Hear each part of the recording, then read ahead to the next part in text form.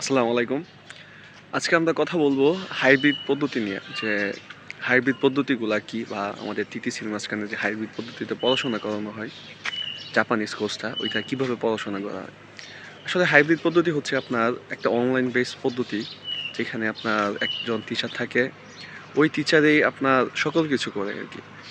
মানে কি করে আপনার দেখা গেছে যে আমাদের যে ১৩টা টিটিসির মাঝখানে যে ক্লাস নিচ্ছে বা সিলেক্ট করা যে টিটিসিগুলা আছে, ওই সকল টিটিসির মাঝ থেকে উনি যেকোনো একটা টিটিসি ধরেন সব মানে বিকে টিটিসির মাঝখানে উনি থাকে আরকি, বসে থাকে। তো ওইখানে কি অনলাইন সেটআপ থাকে। আর বাকি যে আদার্স যে টিটিসিগুলো আছে, ওই সকল টিটিসির মাঝখানে প্রজেক্টর এবং একটা ল্যাপটপ থাকে। তো ওই প্রজেক্টর এবং ল্যাপটপ দিয়ে কি করা হয়? ক্লাস নেওয়া হয়।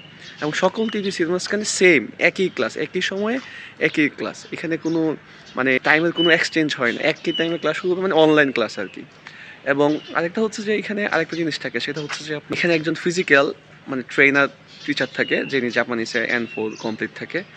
তো ওনার কাজ হচ্ছে ক্লাস মানে প্রপারলি মেনটেন করা, যে ক্লাস কি প্রপারলি ভাবে মেনটেন হচ্ছে কি না ওইটা তদারকি করা। উনি কোনো ক্লাস নেয় না, সচরাচর ওনার কোনো ক্লাস থাকে না।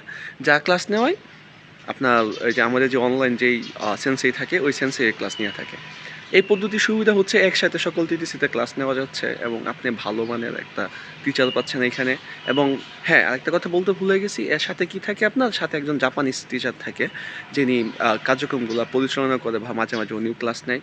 তো যার কারণে অনেকগুলো যে টিটিসিগুলো ঢাকার বাইরে, আউট অফ ঢাকা বা আউট অফ রাজশাহীতে আছে, ওই টিটিসিগুলোও যে ভালো মানের একজন টিচার দ্বারা মানে ক্লাস নিতে পারে, মানে অনলাইনের জন্য।